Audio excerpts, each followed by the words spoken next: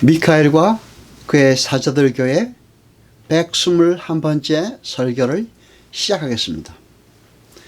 요한복음 2장 12절로 22절까지 보겠습니다. 그 후에 예수께서 그 어머니와 형제들과 제자들과 함께 가버나움으로 내려가 거기 여러 날 계시지 아니하시니라. 유대인의 유월절이 가까운지라 예수께서 예루살렘으로 올라가셨더니 성전 안에서 소와 양과 비둘기 파는 사람들과 돈 바꾸는 사람들의 앉은 것을 보시고 너권으로 채찍을 만드사 양이나 소를 다 성전에서 내어 쫓으시고 돈 바꾸는 사람들의 돈을 쏟으시고 상을 엎으시고 비둘기 파는 사람들에게 이르시되 이것을 여기에서 가져가라. 내 아버지의 집으로 장사하는 집을 만들지 말라 하시니 제자들이 성경 말씀에 주의 전을 사모하는 열심이 나를 삼키리라 한 것을 기억하더라. 이에 유대인들이 대답하여 예수께 말하기를 내가 이런 일을 행하니 무슨 표적을 우리에게 보이겠느냐.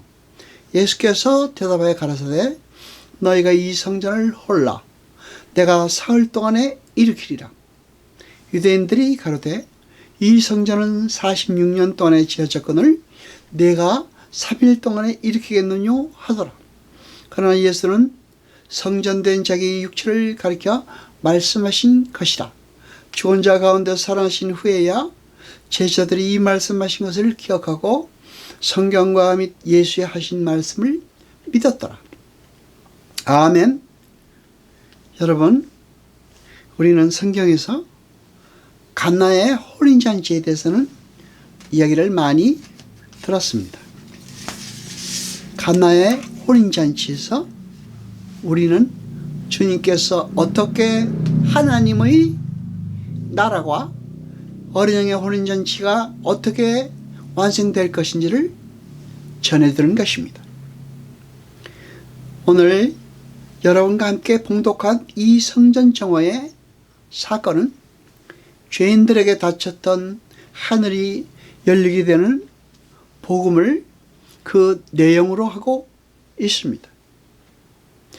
유대인들은 속죄는 하나님의 전적인 은혜인 주님의 피에 의해 주어지는 것임에도 불구하고 그들은 그들이 행하는 종교 행위와 제사와 제물과 율법이 그들의 죄를 속하는 것이라고 오해하고 있었던 것입니다. 그리고 유대인들이 성전에 들어갈 때는 성전세를 냈는데 성전세는 당시 유대 화폐로 반세겔이었습니다. 이 반세겔은 당시 노동자들의 이틀치 임금에 해당하는 돈이었습니다. 디아스포라로 멀리 흩어져 있던 유대인들은 로마의 화폐나 헬라의 화폐를 쓰고 있었는데 여기에는 황제의 형상이 새겨져 있어서 유대교의 성전에서는 그 돈을 받지 않고 오직 세겔로만 받았기 때문에 환전해야 했습니다. 그리고 이 환전상들을 관장하는 기관이 산헤드린 공의회였습니다. 반세겔을 바꿔주는 수수료는 얼마나 되었습니까? 반세겔의 50%를 수수료로 받았습니다.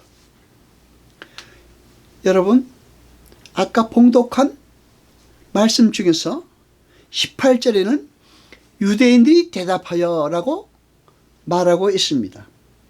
헬라어 아페크리테산 그리고 에이폰이라는 두 단어를 번역한 것입니다. 그런데 이 의미는 대들었다라는 의미인 것입니다. 즉 항변을 했다는 그런 내용인 것입니다. 그리고 19절에 일으키리라는 그 의미는 즉 헬러 에게로는 다시 살리다라는 뜻의 미래 직설법 등등태 동사입니다. 그러니까 그 뜻은 스스로 다시 살아나리라라는 의미인 것입니다. 유대인들은 일반 달력으로는 4월에 일주일간 유월절을 지켰습니다. 여러분, 주님께서 일으키신 모든 표적들은 십자가의 죽으심과 부활로 결론 지어지는 것입니다. 예수님께서 성전에서 소란을 일으키시는 그 사건은 형식적으로는 하나님을 섬긴다고 하면서 자기들의 유익만을 챙기는 유대교로 대표되는 죄인들의 형태를 파괴하시는 사건인 것입니다. 주님께서 십자가에 달리시게 되는 공생의 마지막 주간에 주님은 예루살렘으로 올라가십니다. 올라가시던 중에 이 피무성한 무화과 나무를 발견하십니다. 주님은 희장하셨습니다. 그래서 무화과 나무에 가서 열매를 찾으셨습니다. 그런데 그 무화과 나무는 잎만 무성했지 열매가 없었습니다. 주님은 이내 그 무화과 나무를 저주해서 말라 비틀어지게 하십니다.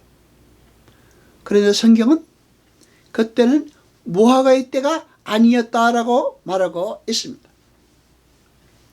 여러분, 그러므로 이것은 주님이 돌아가시기 전에 제자들에게 그들이 알고 있던 구약의 말씀을 상기시키시면서 은혜의 복음을 다시 한번 그림으로 명료하게 보여주시는 것입니다. 호세아서 9장 10절을 보겠습니다. 옛적에 내가 이스라엘 만나기를 광야에서 포도를 만난 같이 하였으며 너희 열조 보기를 무화과 나무에서 맺힌 전 열매를 봄같이 하였거늘 저희가 바알보르에 가서 부끄러운 우상에게 몸을 들임으로 저희의 살아는 우상같이 가증하여졌도다. 아멘. 하나님께서는 이스라엘에게서 무화과 나무 열매와 같은 열매를 원하셨던 것입니다. 그들은 그러나 성경에 나오는 포도원지기와 같이 하나님께 드릴 열매를 맺지 못했습니다. 이스라엘은 열심히 예물을 드렸고 율법을 지켰습니다. 그런데 하나님은 이스라엘을 가리켜 열매 없는 무화과 나무라고 말씀하십니다. 하나님은 인간의 종교 행위나 율법의 준수를 원하시는 분이 아닙니다. 하나님은 하나님의 자녀들이 하나님의 형상을 드러내며 하나님을 하나님으로 인정하는 예배의 삶을 살기를 원하십니다. 그러니까 예배는 스스로 자기가 자리매김했던 높은 자리에서 내려와서 하나님께 순종하는 삶, 그리고 의뢰하는 삶을 살 때 그 전체를 예배라고 하는 것입니다. 하나님의 삶과 하나님의 형상을 드러내는 삶과 하나님의 영광을 드러내는 삶과 거룩과 하나됨과 사랑과 계명을 지키는 삶은 전부 같은 것을 의미하는 것입니다. 주님은 모든 죄인들의 삶을 총칭해서 열매 없는 무화과 나무로 비유하십니다. 주님은 그러한 열매 없는 무화과 나무는 저주받아 죽어 마땅하다는 것을 무화과 나무의 저주에서 보여주시는 것입니다. 그런데 여러분, 저주받아 죽어 마땅한 열매 없는 무화과 나무들이 하나님께서 인정하시는 참 성전으로 변하게 되는 것입니다. 성경은 우리 성도들을 성전이라고 부르고 있습니다. 고린도전서 3장 16절을 보겠습니다. 너희가 하나님의 성전인 것과 하나님의 성령이 너희 안에 거하시는 것을 알지 못하느뇨? 이 모든 것은 하나님의 은혜로 되는 것입니다. 우리는 옛 성전에서 자신의 유익을 위해서 계속 죄나 짓고 있었는데 주님께서 찾아오셔서 우리에게 무상의 선물을 주신 것입니다. 에레미야 7장 5절 11절까지 보겠습니다.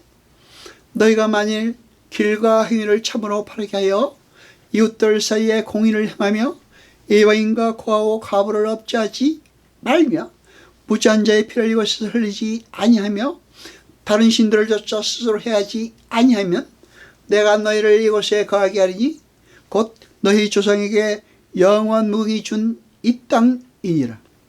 너희가 무익한 거짓말을 의뢰하는도다. 너희가 도둑질하며 살인하며 간음하며 거짓 맹세하며 바알에게 분향하며 너희 알지 못하는 다른 신들을 쫓으면서 내 이름으로 일컬음 받는 이 집에 들어와서 내 앞에 서서 말하기를 우리가 구원을 얻었나이다 하느냐? 이는 이 모든 가증한 일을 행하려 합의로라. 내 이름으로 일컬음 받는 이 집이 너희에게는 도적의 굴렬로 보이느냐? 보라, 나 곧 내가 그것을 보았노라. 여호와의 말이니라. 아멘. 우리가 하나님께 예배하고 종교 행위를 한다는 것은 하나님은 나의 주님이다라고 고백하는 것입니다. 성경에서는 너희가 다른 사람의 허물을 용서하여야 하면 하나님께서 너희의 허물을 용서하신다고 말씀하고 계십니다. 마가복음 11장 25절을 보겠습니다. 서서 기도할 때에 아무개나 혐의가 있거든 용서하라. 그리하여 하늘에 계신 너희 아버지도 너희 허물을 사하여 주시리라. 아멘. 여러분, 우리가 원하는 무엇인가를 이루기 위하여 우리의 부족한 무엇을 채우기 위하여 부르는 신들은 모두 우상입니다. 신은 우리를 위해서 존재하는 것이 아닙니다. 신을 위해서 우리가 존재하는 것입니다.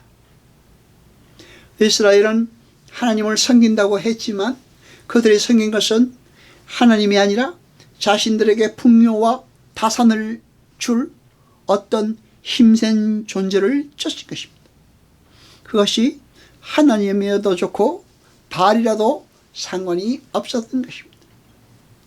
여러분, 기독교가 하나님의 형상 회복이라는 본질을 놓치게 되면 그때부터 형식에 치우치게 되고 형식에 매달리게 되고 형식이 강조된 것입니다.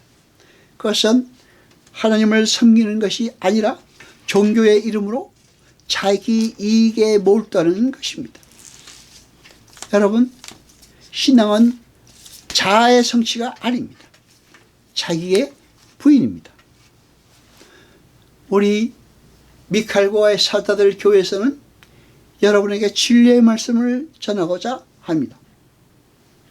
기도하시겠습니다. 여호와 아버지 하나님, 거룩하시며 세세토록 영광과 찬송 받으소서. 말씀을 들을 때 깨닫게 하시며 우리로 진리를 알게 하소서. 이 모든 것 감사드리며 우리 주 예수 그리스도 이름으로 기도드리옵나이다. 아멘.